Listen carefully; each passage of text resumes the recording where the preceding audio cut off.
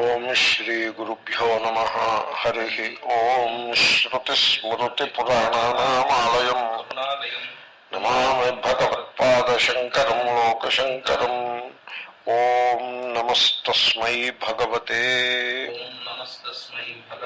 అర్హతే సమ్యక్ సంబుద్ధాయ బహూని శాస్త్రాణ్యపి భాషమాణః నరః సదాచార విధౌ ప్రమత్తః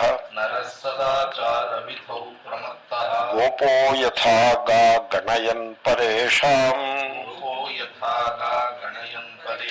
శ్రామణ్య సిద్ధౌ భవితా న భాగీ. నరః మనుష్యుడు. ఇప్పుడు మనుష్యుడు అన్న చెప్పాల్సి వచ్చినప్పుడు మర్త్య అని కూడా అనొచ్చు. మర్త్య అనొచ్చు, నరః అనొచ్చు, జన అనొచ్చు. జాయతే ఇది జన, జంతు జాయతే ఇది జంతు. మీరు ఎలాగానా అంటే అలా అనొచ్చు.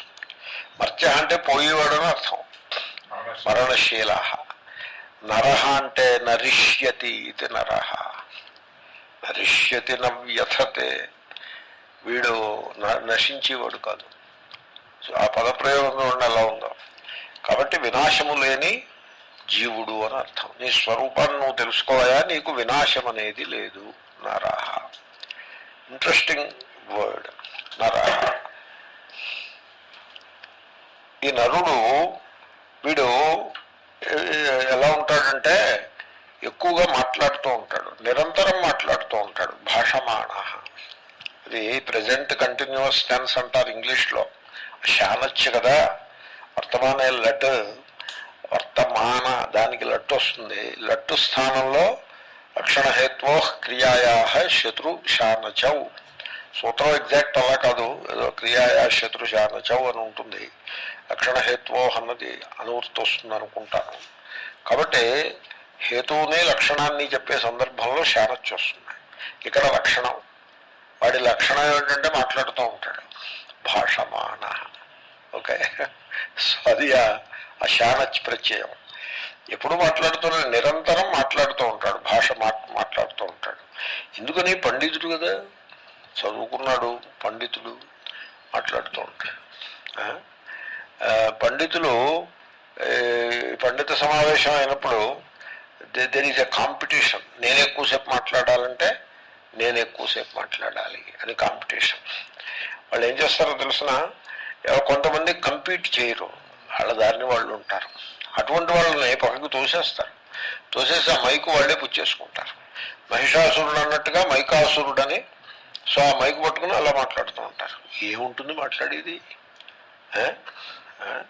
ఈ రోజు నేను తర్కశాస్త్రం గురించి చెప్తాను అని మొదలుపెట్టి గంటైనా, గండం పావైనా, గంటన్నరైనా విడిచిపెట్టకుండా తర్కశాస్త్రం ఏముంటాయి? తర్కశాస్త్రంలో విషయాలు అవి అటు సైన్స్కి పొంతన ఉండదు, ఇటు వేదాంతానికి పొంతన ఉండదు. మన సైన్స్ ప్రకారం ఏదైనా ఉంటుందా అంటే అది ఉండదు. No updating. అప్డేటింగ్ అనేది వీళ్ళు మర్చిపోయారు. ఇప్పుడు గురుత్వం అంటే 2500 సంవత్సరాల క్రితం ఒక ఆయన గురుత్వానికి ఏం చెప్పాడో ఇప్పుడు అదే చెప్తాడు. Look at that. ఇప్పుడు ఆ ఆయన చెప్పిన సమయంలో అది చాలా గొప్పది. ఏదో ఆద్యపతన అసమవాయుకారకం గురుత్వం ఏదో చెప్పుకుంటాడు. అది గొప్పది, బాగా చెప్పాడు, ఆలోచించి చెప్పాడు. ఆ చెట్టు నుంచి చెట్టు పండే, వాళ్ళకి చెట్టు పండే, న్యూటన్కే కాదు. సో ఆలోచించి ఆ మొట్టమొదట తొడిమి ఊడిపోవడానికి హేతు ఏమిటి అని ఆలోచించాడు. చూడదు ఎలా ఆలోచించాడు చూడండి. ఆ హేతువు ఆ తొడిమి, ఆ కాయ ఆ కొమ్మ మీద ఉందా, బయట ఉందా, అది కూడా ఆలోచించాడు. ఆ కొమ్మలోనే ఉంటే అది సమవాయు కారణం అవుతుంది, ఆ బయట ఉంది కాబట్టి అసమవాయు కారణం. దేవాంతకుడు బాగా ఆలోచించి చెప్పాడు. మొట్టమొదటి పతనానికే గురుత్వం కానీ ఇంకా తర్వాత పతనానికి గురుత్వం ఎందుకు ఉండదు? అదేదో గడబిడేదో ఉంది అక్కడ, అది సక్రమంగా లేదు. అది గురుత్వం ఆల్ ది వే ఉంటుంది, కేవలం ఆద్య పతనానికే ఉండదు. కానీ అంతవరకు వచ్చాడు కదా ఆయన. అది ఇప్పుడు వాళ్ళు కొంచెం తెలుసుకునే దాన్ని కొంచెం ఇంప్రూవ్ చేయాలా. నేను చెప్పాను, మీరు కొంచెం దాన్ని మార్చండియా, మీరు ఆలోచించండి. పండితులు యూనివర్సిటీ, తిరుపతి యూనివర్సిటీలో చెప్పారు, మీరు ఇంకా అదే పట్టుకుని కంఠస్థం చేస్తూ ఉంటారు. మీ యూనివర్సిటీ కూడా యూనివర్సిటీ అంటే ఎలా ఉండాలి, రీసెర్చ్ చేయొద్దు అని చెప్పారు. కాబట్టి దాని మీద గంటన్నర ఉపన్యాసం, తర్కం మీద ఉపన్యాసం. అటు సైన్స్కి పొంతన ఉండదు, ఇటు వేదాంతానికి పొంతన ఉండదు. ఆత్మ జడ అని చెప్తాడు, ఆత్మ ద్వివిధ జడ ఏవో చెప్తాడు. ఇటు వేదాంతానికి వేదాంతులు విని మనస్సు కష్టపెట్టుకుంటారు, అటువంటి మాటలు ఉంటాయి. ఆత్మ జడ అంటే మనస్సు కష్టంగా ఉండదు. కాబట్టి అప్డేట్ లేకపోవటం చూసారా, నేను ఈజీగా డైగ్రెస్ అయిపోయాను. సో ఇలాగ మాట్లాడుతూ ఉండడం, దేని మీద కమిట్మెంట్ ఉండదు. బహూని శాస్త్రాణ్యపి భాషమాణ, అనేక శాస్త్రాల గురించి మాట్లాడతాడు. వ్యాకరణం గురించి ఉపన్యాసం చెప్తాడు, తర్కం గురించి ఉపన్యాసం చెప్తాడు, వేదాంతం గురించి చెప్పండి చెప్తాడు. దాని మీద ఏమీ కమిట్మెంట్ ఉండదు, చెప్పేస్తాడు. వేదాంతం ఉపన్యాసం ఏమన్నా ఆత్మ అద్వయము దాని మీద ఉపన్యాసం చెప్పండి గంట చెప్పిస్తాడు. గంట అయిన తర్వాత దూరంగా నిలబడుకుంటాడు. Look at that. అన్టచబిలిటీని ప్రాక్టీస్ చేస్తాడు, which is illegal. Untouchability is illegal. Untouchability పాపం కాకపోతే అసలు ఈ సృష్టిలో పాపం అనేదే లేదు అన్నారు దేవరస్ గారు. అది ప్రాక్టీస్ చేస్తాడు. Look at that. ఇంతవరకు పాఠం దేని గురించి చెప్పాడు, ఆత్మాద్వయము అనే దాని గురించి చెప్పాడు. సరే, ఆత్మాద్వయము అంటే వాడిలో ఏ ఆత్మ ఉందో నాలో అదే ఆత్మ ఉంది. కానీ మరి దేహములు భిన్నము కదా. ఏమంటే దేహం విషయంలో వేదాంతం ఏం చెప్తోంది, పాంచభౌతికము అనాత్మ అని చెప్తుంది. So where is your focus now? అనాత్మని పట్టుకుని అన్టచబిలిటీ ప్రాక్టీస్ చేస్తున్నావా, లేక ఆత్మని తెలుసుకుని ఏకత్వాన్ని భావన చేస్తున్నావా? What are you doing? What are you doing? ఏమి అసలు చెప్పి చదివి శాస్త్రానికి ప్రవృత్తికి ఏమి ఎవరో వాళ్ళు చెప్పాలండి ఈ మాట. అందరూ కూడా నోరు మూసుకుని పొలిటికల్లీ కరెక్ట్గా ఉండటం కోసం అని చెప్పేసి అందరూ కూడా ఊరుకుంటూ ఉంటే దిస్ కైండ్ ఆఫ్ అశాస్త్రిక్ orthodoxy which is revered as if it has everything in it. ఎవడో వాడు దీన్ని, ఈ కొబ్బరికాయని ఎవడో వాడు పగలగొట్టాలి. What is this nonsense? Who gave you the right to practice untouchability? చాలా పొలిటికల్ కరెక్ట్ సిచ్యువేషన్ పెట్టుకోవడం, in spirit that is practising untouchability in spirit. మీరు చూడండి పెద్దలు, మీరే నేను చెప్పక్కర్లేదు. The guy is practising untouchability.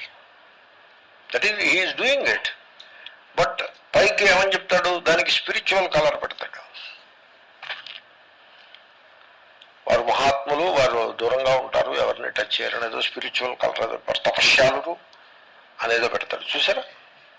ఇప్పుడు నేను ఇప్పుడు మిమ్మల్ని ఎవరైనా ముట్టుకున్నాను వచ్చి, am I practicing untouchability? You tell me. Am I practicing untouchability? No, I am not practicing untouchability. That means, did I come and touch any one of you?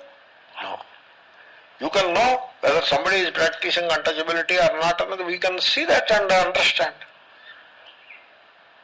So the people are politically correct, legally correct, morally debunked, morally wrong, spiritually wrong. శాస్త్రాలని పాఠం చెప్తూ ఉంటారు. బహూని శాస్త్రాణ్యపి భాషమాణ సదాచార విధౌ ప్రమత్త. ప్రమత్త అంటే ప్రమాదము అనేది రాబోతోంది, ఎదర next వర్గలో రాబోతోంది. ప్రమాదం వై మృత్యుమహం బ్రవీమి. మృత్యు అనగానేమి? ప్రమాదమే. ఈ ప్రమాదమ శబ్దాన్ని తెలుగు ప్రమాదం కాదు. ఈ సందర్భంలో గమనించాల్సింది ఏంటంటే, సంస్కృతంలో ఉండే పదములు వెర్నాకులర్లోకి అలాగే వచ్చేస్తాయి. యాజ్ సచ్ ప్రమాద అని ఉంటే ప్రమాదము అని వస్తుంది. కానీ సంస్కృతంలో అర్థం వేరు, తెలుగులో అర్థం వేరు. సంస్కృతంలో మరుపు, ప్రమాద అంటే మరుపు. దీనికి అనువాదం చేయడం కూడా కష్టమే. మరుపు. తర్వాత ఇన్అడ్వర్టెన్స్. ఇంగ్లీష్లో అనువాదం చేయడం ఒకప్పుడు తేలికవుతుంది, తెలుగులో మాట దొరకదు. ఇన్అడ్వర్టెన్స్ అంటే ఏమిటి? శ్రద్ధ లేకుండుట, ఏకాగ్రత లేకుండుట, మనస్సు చంచలముగా ఉండుట, దేనిపైన కూడా శ్రద్ధ ఏకాగ్రత, పట్టుదల ఇత్యాదులు లేకుండుట, ఇది ప్రమాదం. క్లాసుకి అదేరా 11:30 అయింది, 11ంటికి మ్యాథమెటిక్స్ క్లాసు, 11:30కి బయటకు తిరుగుతో క్లాసు ఉందా మర్చిపోయానని అప్పుడు వెళ్తాడు class. What is it called? మరుపే. ఈయన ప్రమాద అంటే ఏం రాశారు? మరుపే. కానీ ఆ మరుపు వెనకాల ఏముంది? అశ్రద్ధ లేదు, స్లాత్ఫుల్నెస్. దానికి తెలుగులో ఏమంటారు? స్లాత్ఫుల్నెస్ని ఏమనాలి? సోమరిధనము, మానస. ఇది ప్రమాద దేహానికి సంబంధించిన లేజినెస్ గురించి చెప్పట్లేదు, మనస్సుకి సంబంధించినటువంటి సోమరిధనాన్ని గురించి. మనస్సు చురుకుదనము లేకుండుట నెగిటివ్గా చెప్తున్నా. ఆ మనస్సుకి ఆ చురుకు ఉండదు, ఆ ఏకాగ్రత, ఫోకస్ ఉండదు, ఆ ధ్యాస పెట్టడం అంటారు, ఆ ధ్యాస ఉండదు. అటువంటి లక్షణము అంటే ఏమిటి? ఇన్ని శాస్త్రాలు మాట్లాడుతున్నారే కానీ వాళ్ళు చదివే దాని మీద, వాళ్ళు మాట్లాడే దాని మీద వాళ్ళు ఫోకస్ పెట్టరు. ఎప్పుడూ ఒక్కసారి కూడా అనుకోరు. నేను ఒక ఎక్స్పెరిమెంట్ చేశాను. 50 మంది క్లాస్ ఉన్నారు. మీరందరూ రిటైర్గా కూర్చుని కళ్ళు మూసుకుని మనస్సులో ఉన్నటువంటి భావజాలమునంతను ప్రక్కన పెట్టి, ఎలాగా ప్రక్కన పెట్టే ఉన్నారు, క్లాసులో ఉంటే ఇంకా మిగతా విషయాలు ఏముండవు, ఇదే ఉంటుంది కదా, ఆల్రెడీ ఫోకస్డ్గానే ఉన్నారు. కాబట్టి మనస్సులో ఇతర విషయములను వేటినే రానియకుండా నీకు నువ్వు నచ్చ చెప్పుకుని ఏమని, అహం బ్రహ్మాస్మి, ఆ వాక్యాన్ని పట్టుకో. బ్రహ్మ అంటే ఎక్కడో కూర్చున్న పెద్ద ఆయన ఏం కాదు. బ్రహ్మ అంటే పూర్ణ ఆత్మతత్వమునికే ఇంకో పేరు. ఆ పూర్ణ ఆత్మస్వరూపము నేనే, ఆ దైవత్వము నాయందే గలదు, ఆ దైవత్వము నేనే అని అనుకో. అలా అనుకోవా. నువ్వేం డబ్బులు ఇవ్వలేదు, నిన్నేమీ చాకరీ చేయమలేదు, ఊరికే అనుకో, కళ్ళు మూసుకుని అనుకో. ఒక 30 సెకండ్లు అనుకున్నారా? అనుకున్నాం. ఇప్పుడు చెప్పు, నేను నిన్ను డైరెక్ట్ ప్రశ్న అడుగుతా, నువ్వు సమాధానం చెప్పు నాకు. నీకు దైవత్వము అనుభవానికి వచ్చినట్లు అనిపించిందా లేదా? అనిపించిన వాళ్ళు చేతులెత్తండి, లేదు అన్నవాళ్ళు చేతులెత్తండి. లేదు అని ఎవడూ చేతులెత్తలేరు.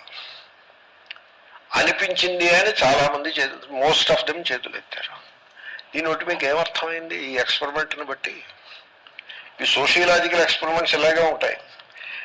మీలో ఉండే దైవత్వాన్ని మీరు పట్టించుకోవడం మానేసి దాని మీద ధ్యాస పెట్టకుండా అది దాన్ని take it for granted. What is it take it for granted? అది ఇప్పుడు వచ్చేది కాదు, అది ఈ జన్మలో వచ్చేది కాదు, అది ప్రస్తుతం మనకు కాదు గొప్పది. శంకరుడు చెప్పాడు, వ్యాసుడు చెప్పాడు, వీళ్ళ మేనమావ అయినట్టు వ్యాసుడును శంకరుడు. అది మాకు తెలుసు, కానీ ప్రస్తుతానికి అది రాదు. ప్రస్తుతానికి మేము ఏదో పుస్తకంలో ముహూర్త దర్పణంలోనో ధర్మసింధులోనో చెప్పినటువంటి బూజు పట్టినటువంటి భావజాలమునే మేము ప్రాక్టీస్ చేసుకుంటున్నాము. మాకు ఇదే అహం బ్రహ్మాస్మి అన్నది పాఠం చెప్పడానికి తప్ప అనుభవానికి తెచ్చుకునేది కానే కాదు. Look at that. దీన్ని ప్రమాదము అని అంటారు. ఇది ప్రమాదం కాకపోతే ఇంక ప్రమాదం ఏమిటో నాకు తెలియదు, మీరే చెప్పండి.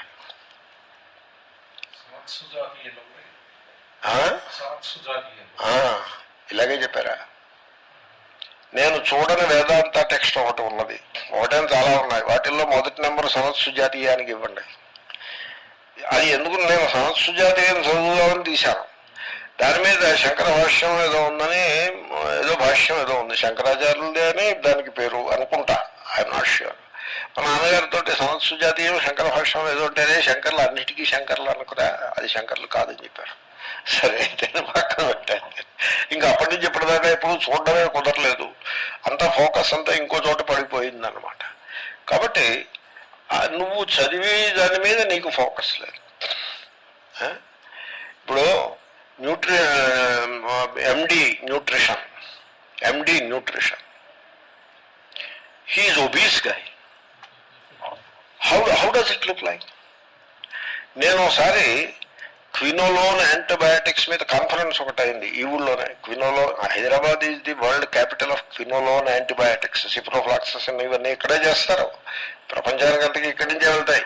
మన హైడ్రాక్సిక్లోరోక్విన్ మనమే పంపించామండి. భారతదేశానికి, ప్రపంచానికి మార్గదర్శనం భారతదేశమే.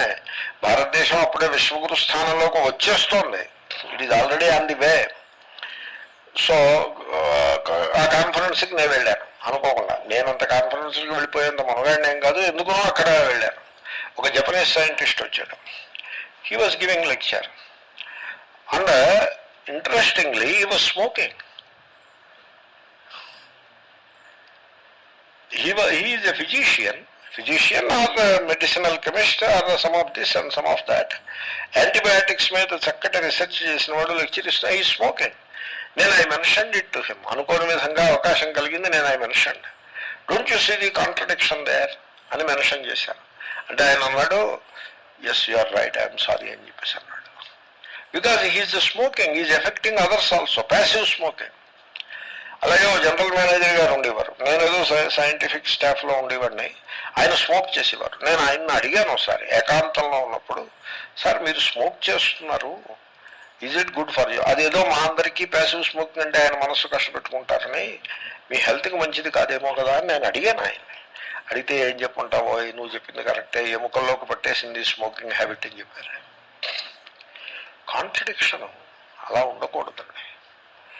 ఈ కాంట్రడిక్షన్ ఇండికేషన్ ఆఫ్ ప్రమత్త. వాడు ఇన్అడ్వర్టెన్స్లో పడిపోయాడు. ఓ మహాత్ములు చెప్పారు, వీడు సంసార దుఃఖాన్ని ఎందుకు అనుభవిస్తున్నాడో తెలుసిన? ప్రమాదం వల్ల మాత్రమే సంసార దుఃఖాన్ని అనుభవిస్తున్నాడు. ఒక రిలేషన్లో కాన్ఫ్లిక్ట్ ఎందుకు వచ్చిందంటే, మీరు ఆ రిలేషన్ను నిర్వహించే విధి విధానంలో ప్రమాదం చోటు చేసుకోబట్టి, ఆ రిలేషన్ను ఎలా నిర్వహించాలి అనే విషయంలో మీరు పొరపాటు చేయబట్టి ఆ రిలేషన్లో కాన్ఫ్లిక్ట్ పుట్టింది. నన్ను అవతలవాడు పొరపాటు నువ్వెలా దిద్దుతావు? నీ పొరపాటు నువ్వు దిద్దుకోగలుగుతావు కానీ వాడు చేసేది అవతలవాడు చేసేదేదో చేస్తాడు. మన వైపు నుంచి మనం దాన్ని కవర్ చేసుకురావాలి కదా. కాబట్టి మనం సంసార దుఃఖం అనుభవిస్తున్నాము అంటే ఒకే ఒక హేతువు ప్రమాదము. This is highlighted.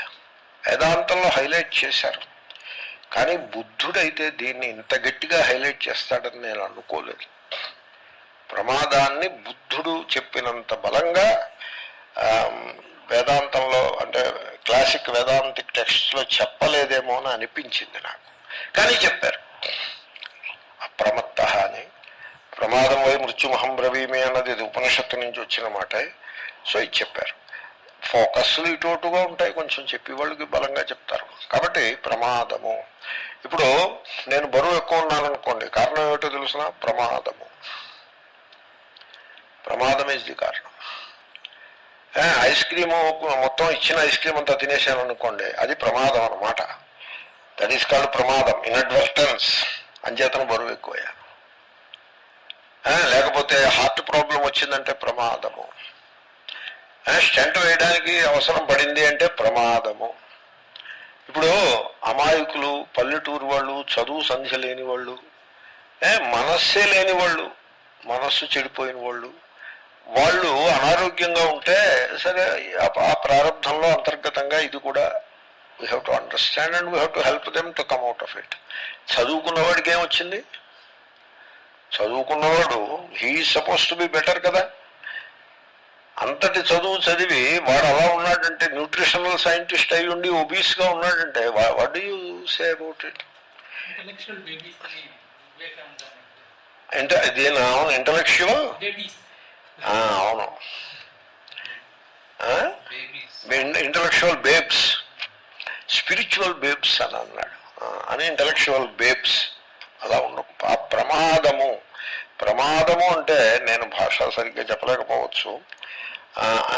అంటే ఒకప్పుడు భావాలు బలంగా ఉంటాయి, మాటలు తక్కువ ఉంటాయి. అంటే ఇన్అడ్వర్టెన్స్, దాని మీద శ్రద్ధ పెట్టకపోవడం, ధ్యాస పెట్టకపోవడం, ఇతర లౌకిక వ్యవహారాల్లో పడిపోయి వాటి వెంట పడిపోతూ పరుగు తీసేస్తూ దారిలో ఉన్నటువంటి వజ్రాలు, వైడూర్యాలు, బంగారాలని దాటి తొక్కేసుకుంటూ వెళ్ళిపోవడం. దిస్ ఈస్ కాల్డ్ ప్రమాద. అటువంటి ప్రమాదము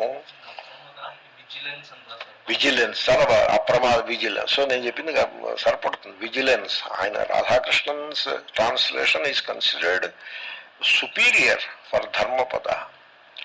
కాబట్టి ఆ ప్రమాదము విషయంలో వీడు ఉన్నాడు, ఈ నరుడు ప్రమత్తుడై ఉన్నాడు, ప్రమాదంలో పడి ఉన్నాడు. సదాచార విధౌ, దేని ఎడల ప్రమత్తుడై ఉన్నాడు అంటే దేని ఎడల ధ్యాస లేకుండా ఉన్నాడు, విజిలెన్స్ లేకుండా ఉన్నాడు అంటే సదాచార విధౌ. నేను మనవి చేస్తా, ఆచార శబ్దాన్ని వేదిక ఆర్థడాక్సీ తప్పుగా అర్థం చేసుకున్నారు. ఇప్పుడు ఆచారం ఉన్నది, ఆ ఉపసర్గ చర అన్న ధాతువు. చర అంటే రెండు అర్థాలు ఉన్నాయి. చర అంటే సంచారం, పని చేయుట, చర భక్షణ అని కూడా ఉంది. ఇక్కడ భక్షణం కాదుగా ఇది. కాబట్టి నేను ఓసారి ఆచార శబ్దానికి సంబంధించినటువంటి ప్రశ్న వచ్చినది. బ్రహ్మసూత్ర భాష్యంలో ఒక సూత్రంలో ఆచార శబ్ద ప్రయోగం ఉన్నది. నేను ఈ సూత్రం గుర్తులేదు, ఎక్కడో 3వ అధ్యాయంలోనో ఎక్కడో గుణోపసంహార పాదంలోనో ఎక్కడో ఈ ఆచార శబ్ద ప్రయోగం ఉన్నది. ఆచార శబ్దానికి శంకరులు శీలము అని అర్థం రాశారు భాష్యకారులు. నేను మా నాయన గారితో మెన్షన్ చేశాను, మీరు గమనించారా ఇదని అడిగాను. గమనించాను. ఏమిటి గమనించాలంటావు? ఆచార శబ్దానికి తడంగాస్త్రం కట్టుకుని భోజనం చేయడం కాదండి, శీలమని అర్థం అండి. అవును, శీలమనే అర్థము. తడిబట్ట కట్టుకుని భోజనం చేయడం కాదు ఆచారం అంటే, శీలమని అర్థం. తను తినేది ఎదురువాడికి పెట్టి కానీ మనం తినకూడదు, అదే ఆచారం.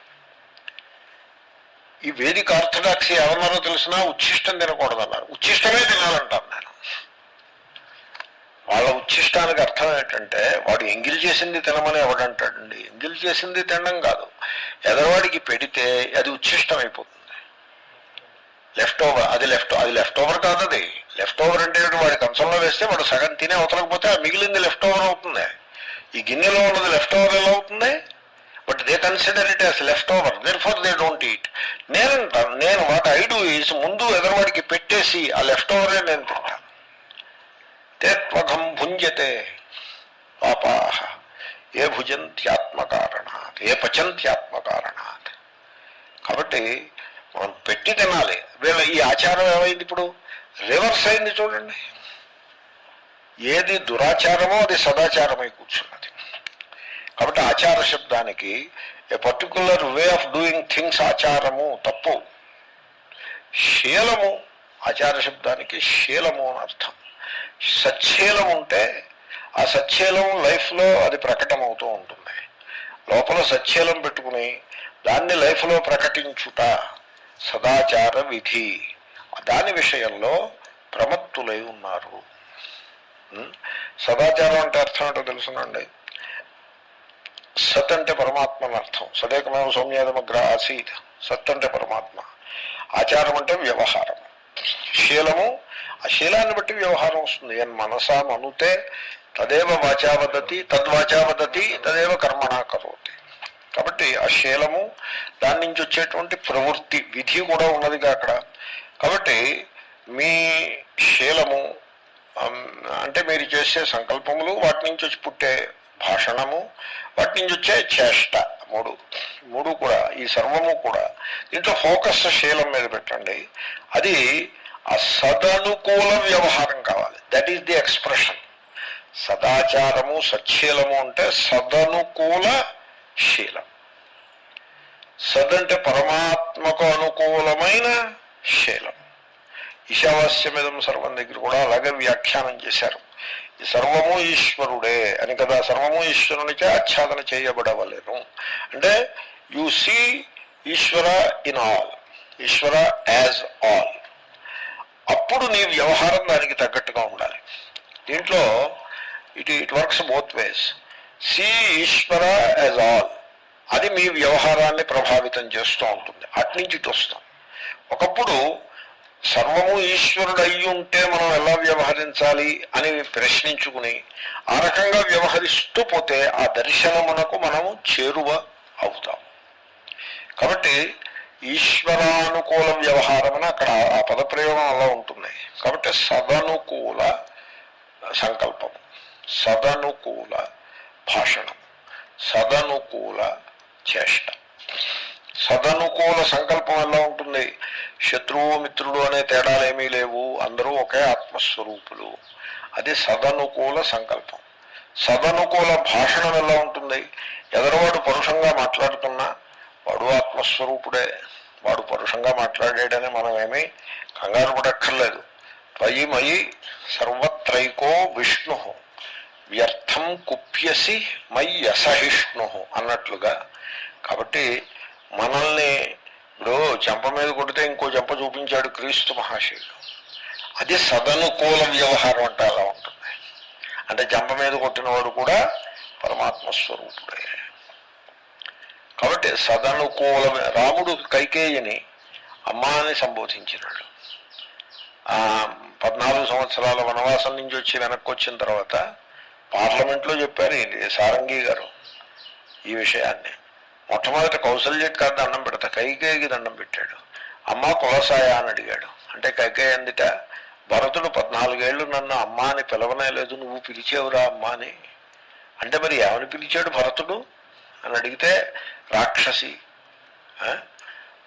దుష్ట ఇలాంటి పిలుపులు పిలిచాడు తప్ప అమ్మాని వాడు ఎప్పుడు పిలవలేదు నన్ను, నువ్వు వచ్చి పిలిచావు నాన్న అందిట కైకేయి. చూడండి, అది సదనుకూల వ్యవహారం. మాట. చేష్ట ఏమిటో చెప్పమంటారా? ఒకడు నాకు అపకారం చేశాడు. వాడు అపకారం కాలక్రమంలో వాడు దాన్ని పక్కన పెట్టాడు, నేను పక్కన పెట్టాను అనుకోవచ్చు. ఏమో అనుకోవచ్చు అంటే తర్వాత పరిస్థితిని బట్టి తెలుస్తుంది. నా దగ్గరికి వచ్చాడు.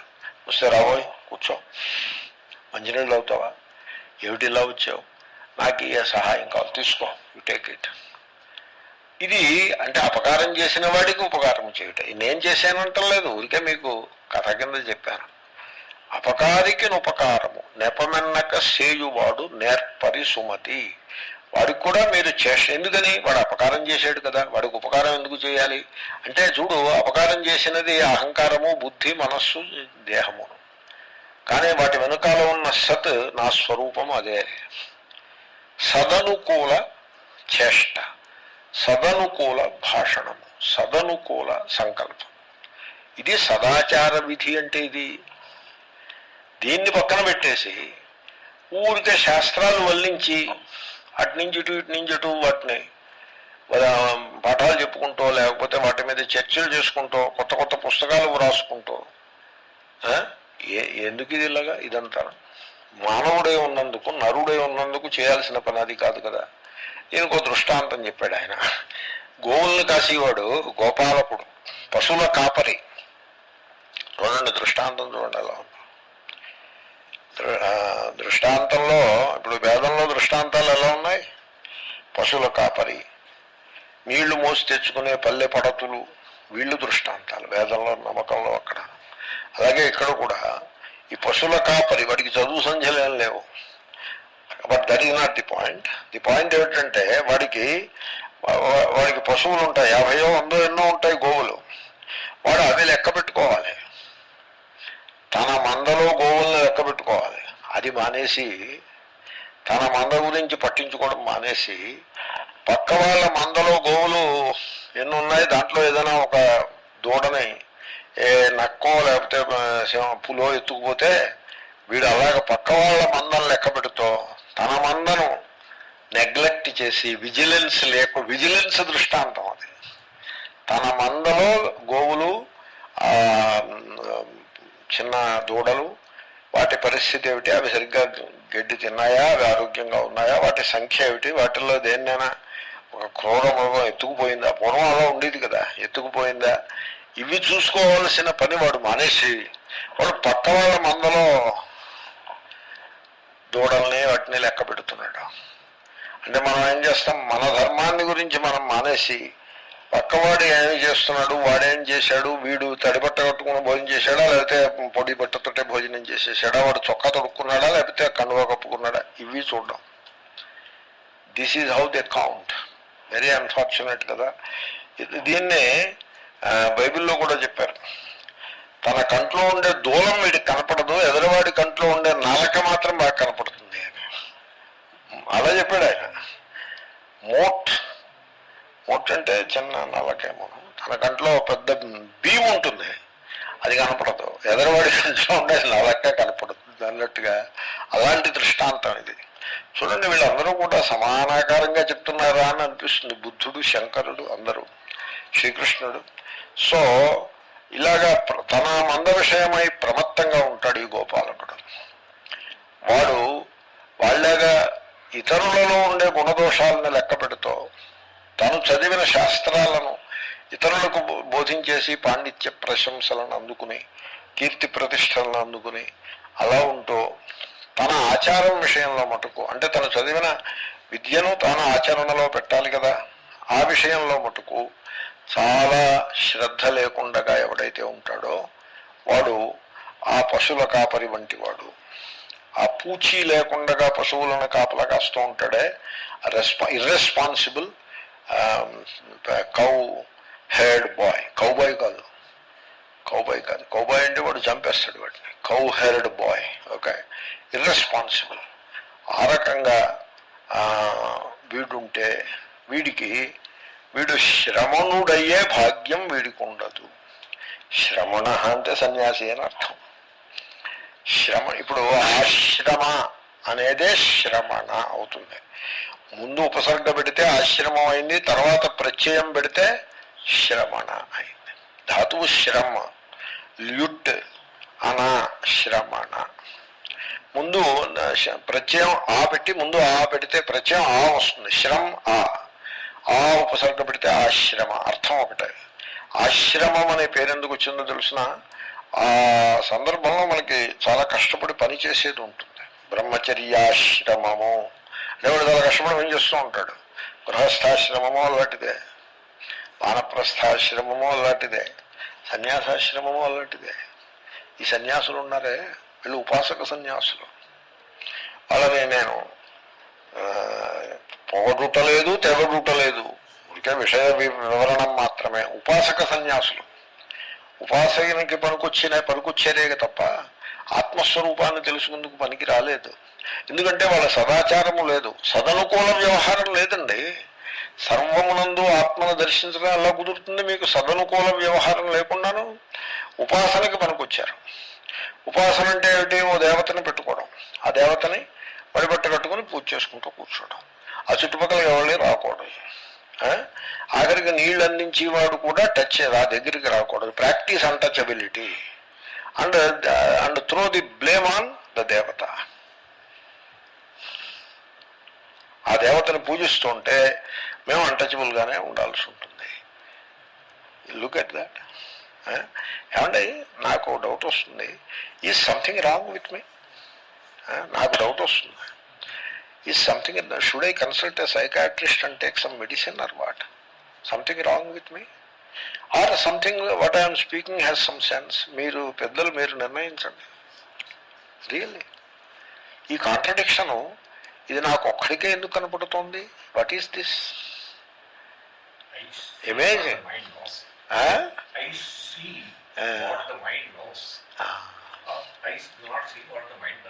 అంతే అంతే. కాబట్టి వాట్ ఈస్ దిస్ కాంట్రడిక్షన్? వీళ్ళు ఉపాసక సన్యాసులు. అంచేతనే శ్రమ, ఆశ్రమ, సన్యాస ఆశ్రమ, అలా శ్రమ పడుతూనే ఉంటారు. తిండి ఉండదు, తిప్పలు ఉండదు. అలా నేల మీద కూర్చోవటం, నేల మీద కూర్చోవడం అన్నది ఇట్స్ ఎ గుడ్ ట్రైట్ కదా. ఇప్పుడు నన్ను కూర్చోమని నేను కూర్చోలేను, నేల మీద కూర్చోవడం. మరి నేల మీద కూర్చోగలుగుతున్నారు అంటే ఎలా ఉండాలి? సలాకగా మంచి శీర్షాసనం వేసి ఇట్లా ఉండాలి, అక్కర్లేదా? అదేమిటి నేల మీద కూర్చుంటున్నారు కానీ ఒబీస్గా ఉంటున్నారు ఏమిటి? What is this contradiction? నేల మీద కూర్చోగలిగేందుకు సంతోషించాలా, లేకపోతే ఒబీస్గా ఉన్నారు ఏమిట్రా అని మనం దుఃఖపడాలా? What is this? These people ఉపాసన పేరుతో అలా పడి కూర్చుని ఉండడం, లేచి ఇటు నడవద్దు, అలా ఒక చోట పప్పు ముద్దలా కూర్చుని ఉంటే ఉపాసన పేరుతో ఏమైపోతారండి? బాడీ ఏమైపోతుంది? It develops a kind of morbidity, ఏదో డెవలప్ అవుతుంది దానికి. మజిల్స్ అన్నీ ఎట్రోఫీగా అయిపోతాయి. అలాగ ఉండకూడదు. ఆశ్రమం అది అంటే ఏమిటి?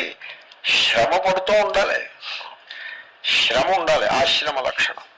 నన్ను ఎవరో అడిగారు, స్వామీజీ మీది సన్యాసాశ్రమం కదా అని అడిగాడు. లేదా నేను కాదు, నువ్వేమిటో నువ్వు సన్యాసాశ్రమం కూడా అంత శ్రమ పడలేరు, నా వల్ల అవదు, మేము అత్యాశ్రములము, మేమంత శ్రమ పడం. మేము విశ్రాంతిగా ఉంటాం. శ్రమపడి ఓపిక మాకు లేదు అని చెప్పాను నేను. సో ఆ రకంగా వీళ్ళందరూ శ్రమపడ్డానికి పనికొస్తారు తప్ప తత్వమును తెలుసుకుని దాని యందు విశ్రమించటానికి పనికిరారు.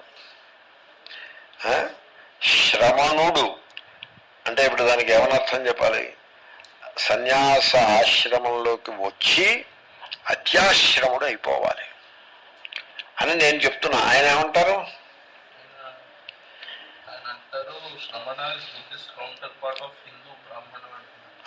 అది బ్రహ్మవేత్త. చాలా ఆయన మరి రాధాకృష్ణన్ అంటే మరి అందుకోసం నాకు ఎవరో ఫోన్ చేసి చెప్పారు, రాధాకృష్ణన్ పుస్తకం చూసారా మీరు, ధమ్మపదం పాఠం చెప్తున్నారు కదా అంటే, అదే నా ఎదురుకుండానే ఉందండి, అది దాని ఛాయగా ఉంది కూడా ఈ పుస్తకం అని నేను అన్నాను, మనస్సులో కూడా అనుకున్నాను. కాబట్టి బ్రహ్మవేత్త, బ్రాహ్మణ అంటే బ్రహ్మవేత్త అని అర్థం. బ్రాహ్మణ వర్గం రాబోతోంది ధమ్మపదంలో. మైత్రో బ్రాహ్మణ ఉచ్యతే, సకల ప్రాణుల యందు సమత్వాన్ని దర్శించేటువంటి ఆ బ్రహ్మవేత్త జ్ఞాని. అది that is the goal of ఆశ్రమ. ఆశ్రమంలో ఈ ఆశ్రమాలన్నింటిలోనూ ఇంత శ్రమ పడ్డం దేనికండి? ఆ గోల్ని రీచ్ అవుట్ కోసం. ఇప్పుడు బుద్ధిస్ట్ మాంక్ ఉన్నాడు అనుకోండి, వాడు ఎంత శ్రమ పడతాడు? బుద్ధుడు 80 ఏళ్ళు బతికాడు. ఆయన ఎందుకు బతికాడో తెలుసునండి? నడక మూలంగా 80 ఏళ్ళు బతికాడు. He walked and walked and walked. నేను మా నాన్నగారిని చూసేవాడిని, he was walking and walking and walking. మీకు అందరికీ అటువంటి అనుభవమే కలిగి ఉంటుంది, ఆ తరం అటువంటిది. వాళ్ళు walking and walking and walking. అంచేతనే వాళ్ళకి ఈస్టెంటులు, కార్డియాలజిస్టులు, వీళ్ళెవాళ్ళు. ఆర్ఎంపీ వాడు ఒక ఆయన ఉండేవాడు ఊళ్ళో, వాడేదో మాత్ర ఇచ్చేవాడు, అగ్నితొండ మాత్రం ఏదో ఇచ్చేవాడు. అన్నిటికీ అదే మందు. ఏ రోగమైనా కఫము, వాతము, పిత్తమే. ఇంకా 3 తప్ప 4వది లేదు. That is the anatomy. That is the total anatomy అంతా కలిపి కఫము, వాతము, పిత్తము. ఇంకా ఏదో మందిస్తాడు, కఫం ఎక్కువైంది, వాతం తక్కువైంది, ఏదో మందిస్తాడు. అది వేసుకోవడం, పళ్ళు ఉండడం. They were more healthy and they lived more happily and they died happily. బుద్ధుడు he lived to the ripe old age. ఆ శ్రమ అయితే శ్రమ పడేది దేహము, ఆత్మ కాదు. ఆ శ్రామణ్య సిద్ధి అంటాడు.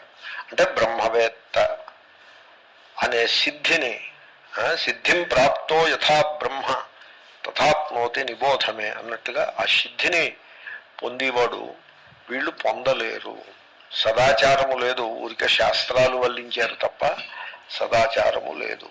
నేను ఇంకా చాలా నా చెస్ట్లో చాలా ఉంది చెప్పేది, ఇంకా చెప్తూనే ఉంటాను. బట్ స్టిల్ ఓసారి పదచ్ఛేదం అది చేసి, బహూని శాస్త్రాణి అపి భాషమాణః నరః సదాచార విధౌ ప్రమత్తః గోపః యథా గాః గణయన్ పరేషాం శ్రామణ్య సిద్ధౌ భవితా నా భాగీ. బహూని అనేకములైన శాస్త్రాణ్యపి శాస్త్రములను కూడా భాషమాణః పలుకుతున్నవాడు నరః మానవుడు సదాచార విధౌ సదనుకూల వ్యవహారమునందు ప్రమత్తః శ్రద్ధ లేనివాడు పరేషాం ఇతరుల యొక్క యథా ఏ ప్రకారముగానైతే, లేకపోతే యథా తర్వాత చెప్తాం. పరేషాం ఇతరుల యొక్క గాహ గోవులను గణయన్ లెక్క పెడుతూ ఉండే గోపో యథా పశుల కాపరి వలే శ్రామణ్య సిద్ధౌ బ్రహ్మత్వమును పొందుటయందు భాగి వాటా గలవాడు నా భవిత కాబోడు. భవిత అంటే భవిష్యత్ కాలం. వాడికి భవిష్యత్తులో కూడా వాడికి ఆ బ్రహ్మత్వమునందు ఆ బ్రహ్మత్వ సిద్ధి, అది జీవిత లక్ష్యం. ఏమంటే సన్యాసం పుచ్చుకోవడం ఎందుకంటే శ్రమణుడు అయ్యేది ఎందుకు? శ్రమణుడు అంటే ఏం చేస్తాడు? 10:30-11 గంటల వరకు ఏదో పుస్తకం చూసుకుంటాడు, లేకపోతే ఏదో ధ్యానం చేసుకుంటాడు, లేకపోతే అలా విశ్రాంతిగా ఉంటాడు. ఆ భోజనం టైం అయిన వెంటనే ఎక్కడికో పోయి ఎవరో ఇచ్చినటువంటి భోజనం తెచ్చుకొచ్చి కడుపులో పడేసుకుని పడి ఉంటాడు. అది శ్రమణుని యొక్క లక్షణం. ఎంత కఠినమైన జీవన శైలియో మీరు ఆలోచించండి. ఎందుకంటే ఆకలి వేసినప్పుడు తినేయటానికి ఉండదు, వాళ్ళు పెట్టి టైంకి వీడు ఆగాల్సి ఉంటుంది. శ్రమణుడు వాళ్ళు భోజనం పెట్టే టైంకి వీడు ఆగాల్సి ఉంటుంది. వాళ్ళు ఏది పెడితే అది తినాల్సి ఉంటుంది. వీడికి కొంచెం మెతుకులు విడివిడిగా ఉండి భోజనం చేసి అలా ఉత్సాహం కలవాడు అనుకోండి, వాళ్ళు ముద్ద కింద చేసి పెట్టారనుకోండి, అదే తినాల్సి ఉంటుంది. లేదా వీడికి ముద్దగా తిని అలవాటు అనుకోండి, వాళ్ళు విడివిడిగా వండి పెట్టారనుకోండి, అదే మింగాల్సి ఉంటుంది. ఒకప్పుడు వాళ్ళు పెట్టింది అరక్కపోయినా ఇంక అదే తినేసి పడు ఉండాల్సి ఉంటుంది. శ్రమణుని యొక్క జీవితము ఎంత కఠినమైన విషయం. బుద్ధ భగవానుడు ఆయన చిక్కిపోయేట సరైన భిక్ష లేక, ఆయన జీవిత చరిత్రలో చిక్కిపోయి సన్నంగా అయిపోయాడు సరైన భిక్ష లేక. ఎవరో ఈ పశువుల కాపరులు, ఆయనకి పశువుల కాపరులు అంటే ప్రేమ. ఆయన మొదటి భిక్ష పశువుల కాపరి నుండి వచ్చినది. వాళ్ళు పశువులు, గేదెలు, పైగా బుద్ధుడి దగ్గర ఆవులు కాదండి, గేదెలు. ఇక్కడ దృష్టాంతం గాహనున్నా ఏముంది, గేదెలు కృష్ణుడి దగ్గర ఉన్నాయి, బుద్ధుడే కానక్కర్లేదు. కృష్ణుడు మహిషములు, గొర్రెలు, మేకలు కూడా ఉన్నాయి. కాబట్టి ఆ గేదెలు కాసుకునేవారు. మీకు బీహార్లోనూ అక్కడ గేదెలు ఎక్కువ. ఆ గేదెలు కాపలా కాసేవారు. ఎవరు? 3-4 పిల్లలు, దాంట్లో ఒక చిన్న అమ్మాయి, 3 మిగతా పిల్లలు. వీళ్ళు ఆ గేదెలు కాసేవాళ్ళు సాయంకాలం దాకా గేదెనే వాటికి మేత మేయించి వాటిని కడుగుతారు, చెరువులో నీళ్ళలో కడిగి ఇంటికి పట్టుకెళ్తారు. వాళ్ళు మధ్యాహ్నం తినడానికి ఏవో తెచ్చుకుంటారు. అది ఈయన వాళ్ళ దగ్గరికి వెళ్ళి కూర్చున్నాడు. వాళ్ళు ఈయనకి ఇచ్చారు, ఆ వేషం అది చూసి ఇచ్చారు, భిక్ష ఇచ్చారు. అది మొట్టమొదటి భిక్ష. ఏమిటి ఇచ్చారో తెలుసిన? వండిన అన్నము, అరటిపండు సగం ముక్క ఇచ్చారు. ఆ వండిన అన్నానికి అరటిపండు ముక్క తోడు పెట్టుకుంటే రుచి ఉంటుంది. ఉత్తన్నం ఎలా తింటారు? అరటిపండు ముక్క పెట్టుకుంటే మధురంగా ఉంటుంది. అది భిక్ష. అది భిక్ష ఆయనకి. అప్పటికి ఆయన బక్క చిక్కు ఉన్నాడు. అది మొదటి భిక్ష. అప్పుడు ఆహారం ఎలా తినాలో ఆయన ఫస్ట్ సెర్మన్ వాళ్ళకి బోధించాడు. That is called the very first sermon of Bhagavan Buddha. Very first sermon. ఆ సెర్మన్ ఏమిటో తెలుసిన? Mindful eating of food. అన్నం బ్రహ్మేతి వ్యజానాత్. అది ఆ సెర్మన్. అన్నం ఎలా తినాలో వాళ్ళకి చెప్పాడు. వాళ్ళు విన్నారు, వాళ్ళకి అర్థమైంది. ఆ అరటిపండు ఉంది, ఈ అరటిపండు ఇలా పట్టుకో, దీన్ని, ఇది ఎక్కడి నుంచి వచ్చింది? ఆ పిల్లల్ని అంటే అరటి చెట్టు నుంచి వచ్చింది. అరటి చెట్టు ఎక్కడి నుంచి వచ్చింది? నేలలోంచి వచ్చింది. నేల నుంచి వచ్చింది. పృథివీ అంటారు కదా మరి నేలని. ఓ అలాగా. ఇంకా ఏముంటాయి ఆ నేలలో? వర్షం పడకపోతే పండు కాస్తున్న కాయదు, కాబట్టి నీళ్లు కూడా ఉన్నాయి, నీటి నుంచి వచ్చింది. తర్వాత అరటి చెట్టు ఆకులు ఉంటాయి, పెద్ద ఆకులు ఉంటాయి. ఎందుకంటారు? ఆ సూర్యుని యొక్క కాంతిని ఆకర్షించుకోవడం, స్వీకరించడం కోసం. అంటే సూర్యుడి నుంచి కూడా ఈ అరటి పండు వచ్చింది. రాత్రి చంద్రుడు కిరణాలు పడతాయి, సోమహ, అక్కడి నుంచి కూడా వచ్చింది అరటిపండు. తర్వాత ఎండ వేడి కదా, అగ్ని, అక్కడి నుంచి కూడా వచ్చినది. ఆకాశం, వాళ్ళు 4 భూతాలు అంటారు బౌద్ధులు.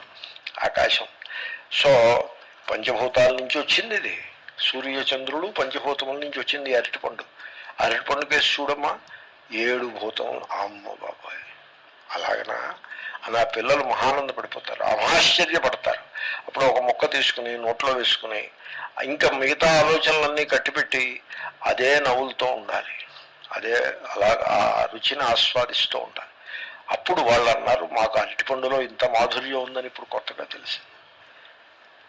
అన్నపు మెతుకులలో అంతటి రుచి ఉన్నట్టు వాళ్ళకి బోధిస్తాడు. ఇలా భోజనం చేయాలి. తర్వాత మంచినీళ్ళు కూడా మైండ్ఫుల్గా తాగాలి.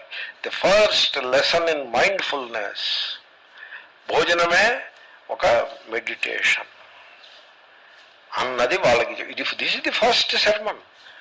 ఆ గేదెలు, తర్వాత గేదెలు ఎలా కడగాలో చెప్తాడు ఆయన, వాళ్ళకి చూపిస్తాడు. ఆ గేదెని కడిగేప్పుడు ఆ గడ్డి తీసుకోవాలి. ఆ గడ్డిని ఇలా పెట్టి దానికి స్క్రాచ్ చేసి నీళ్లు పోసి చేస్తే దానికి చర్మం నిగనగలాడుతూ ఉంటుంది. నువ్వు గేదె మీదే మనస్సు పెట్టి శుభ్రంగా కడిగినట్లయితే నువ్వు భవిష్యత్తులో శ్రవణుడయ్యే అర్హత నీకు వస్తుంది అని చెప్తాడు ఆయన. ఇంతకే కథ అంటే ఇది హిస్టారిక్. ఇది ఆ గేదెని కడిగిన వాడు, ఈయన నేర్పిన వాడు తర్వాత శ్రవణుడు అవుతాడు. వాడికి ఏదో పేరుంది. పైగా వాళ్ళందరూ కూడా వాళ్ళు హరిజన బాలకులు. ఆ పిల్లలందరూ గేదెలను కాసేవాళ్ళు. వాళ్ళకి బోధించాడు ఆయన ఫస్ట్ శర్మన్. పండితులు అనుకునే వాళ్ళు కొంచెం నేర్చుకోవాల్సింది ఉంది. మేము చెప్పడానికే ఉన్నాం తప్ప నేర్చుకోవడానికి లేము అనే ధోరణి తగదు. పండితులు కూడా బాలాదపి సుభాషితం అన్నాడు మనుస్మృతికారుడు. కనుక పండితులు కూడా ఆలోచించుకోవాలి. బుద్ధుడు ఆ పశువుల కాపరులను శిష్యులుగా చేసుకుని వాళ్ళ దగ్గర వాళ్ళు పెట్టిన ఆహారాన్ని భిక్షగా తిని వాళ్ళకి బోధించాడు. What a thing it is. ఆయన వెళ్తుంటే ఒక శవానికి తీసుకెళ్తున్నారు. ఆ శవం మీద కాషాయ వస్త్రం కప్పుంది. ఆ కాషాయం రంగు వస్త్రం లేదా ఏదో వస్త్రం. ఆ శవాన్ని తగలబెట్టేసి ఆ వస్త్రాన్ని పక్కన పారేస్తారు. ఆ వస్త్రం నేను తీసుకోవచ్చా అని అడిగాడు ఆయన. అడిగితే తీసుకోవచ్చు అని చెప్పారు వాళ్ళు. అది తీసుకుని తడుపుకుని అది కట్టుకున్నాడు. అది రెండో వస్త్రం ఆయనకి. ఇది భిక్ష, అది శర్మన్. Look at that. పండితులు అనే పేరుతో, ఆర్థడాక్సీ అనే పేరుతో మన వాళ్ళు వేసే వేషాలకి దీనికి అసలు ఎక్కడ పోలిక ఉన్నదా? ఇది ఒక జనరల్ సెన్స్లో మనం చెప్పుకున్న విషయం. ఇక బహూని శాస్త్రాన్యపి భాషమాణ అన్న చోట ఇంకొక విషయము గలదు. అదేమిటంటే పండితులు అన్నవాళ్ళు కొన్ని కఠోరమైన సత్యములను సూక్ష్మంగా పరిశీలించి తెలుసుకోవాల్సిన అవసరం ఉంటుంది.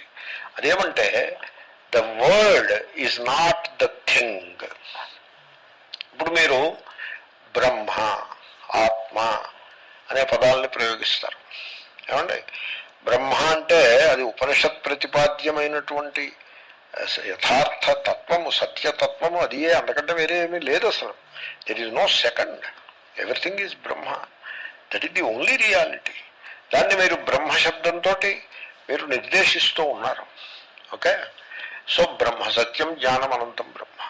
అలాగే ఆత్మావా ఇదమేక ఏవాగ్ర ఆసీత్ తైత్రేయోపనిషత్తు అలా చెప్తుంది. ఆత్మ అంటే ఈ సర్వము ఆత్మయే అని చెప్పింది. ఆత్మ.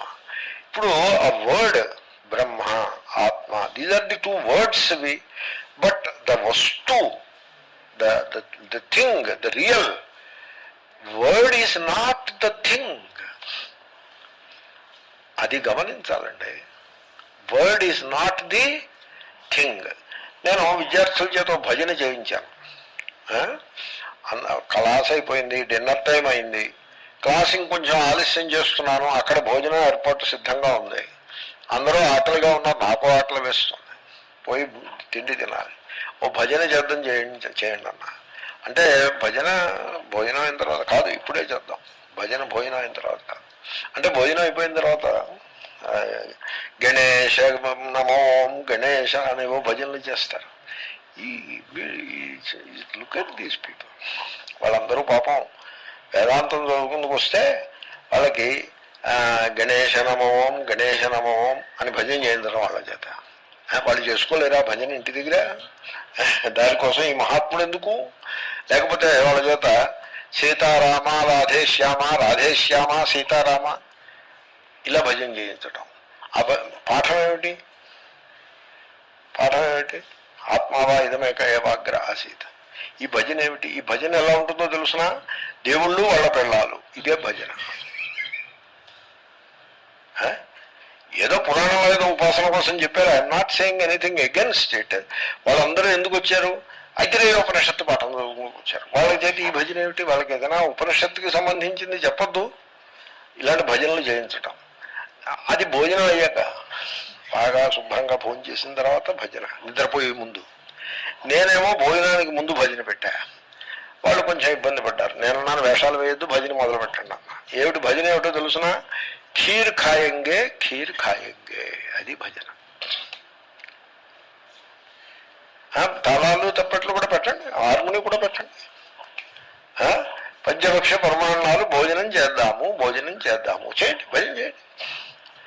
అయ్యా ఇది ఎక్కడ ప్రారంభమయ్యా, భోజనం ఏం భజన చేయి, భోజనం చేయడానికి కంగారే ఉంది, భజన చేయి, భజనలో భోజనమేగా ఉన్నది, భజనలో భోజనం చెప్తున్నాం కదా, భోజనం చేద్దామని. ఆకలి తీరుతుందా? ద ట్రీ, వృక్షము అన్నాను నేను, ఆ మాట మీరు విన్నారు. అదేనా ద థింగ్, అదేనా ద థింగ్? వృక్షం అంటే అదే. ఏది ఇప్పుడు నేను అన్నాను మీరు విన్నారు, అదే వృక్షం అంటే. The word is not the thing. బహూని శాస్త్రాణ్యపి భాషమాణ. The word is not the thing. అది గుర్తించకపోతే you must go beyond the word. ఇప్పుడు వృక్షము అని ఉందయా, పిల్లవాడికి మా చిన్నప్పుడు ఏ ఫర్ యాపిల్ ఉండేది కాదు. ఎందుకని? We don't know what is Apple. A for Apple అంటే యాపిల్ బొమ్మ చూపిస్తే ఏమో అనుకోవాలి. A for ant, we know what it is. A for Apple అంటే మాకేం తెలుసు? మాకు తెలియదు. హైదరాబాద్లో పిల్లలకి చెప్పచ్చు, వాళ్ళకి తెలుస్తుంది. ఎందుకని? You begin with the word, but you soon you have to go beyond the word. మీరు వర్డ్ని అధిగమించాలండి. ఇప్పుడు రామా అని అంటారు, రామా అనే వర్డ్ దగ్గరే ఆగిపోతావా?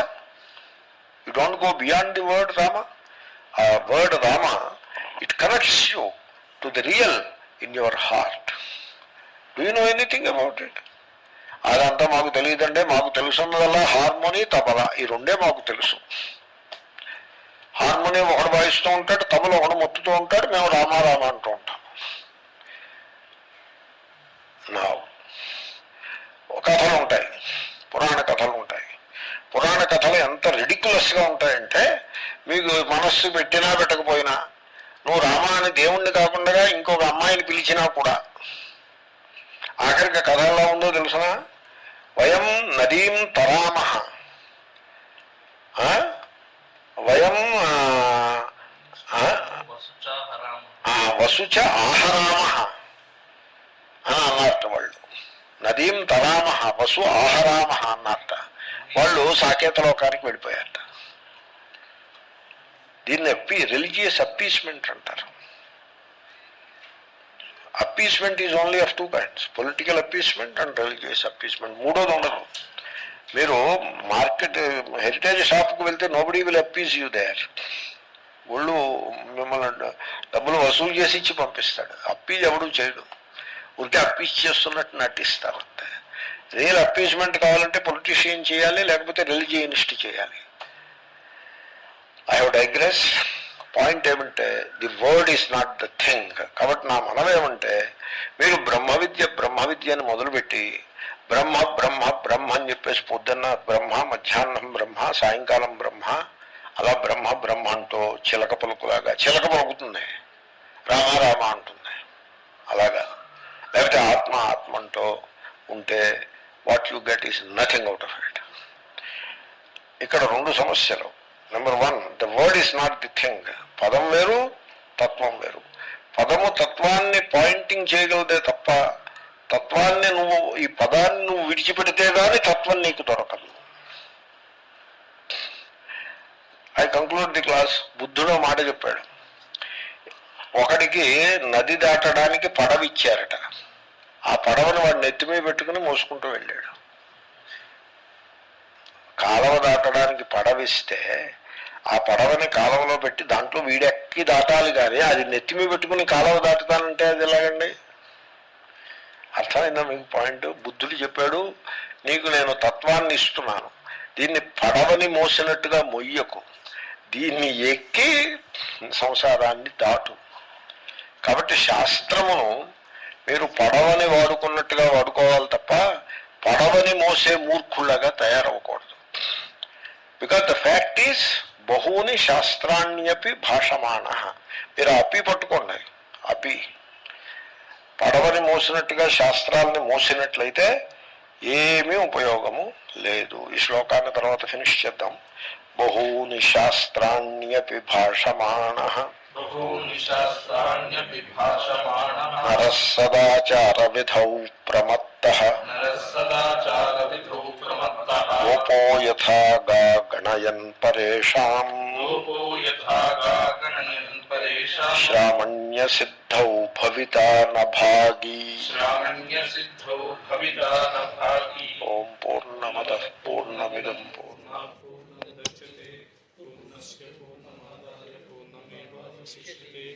ఓం శాంతి.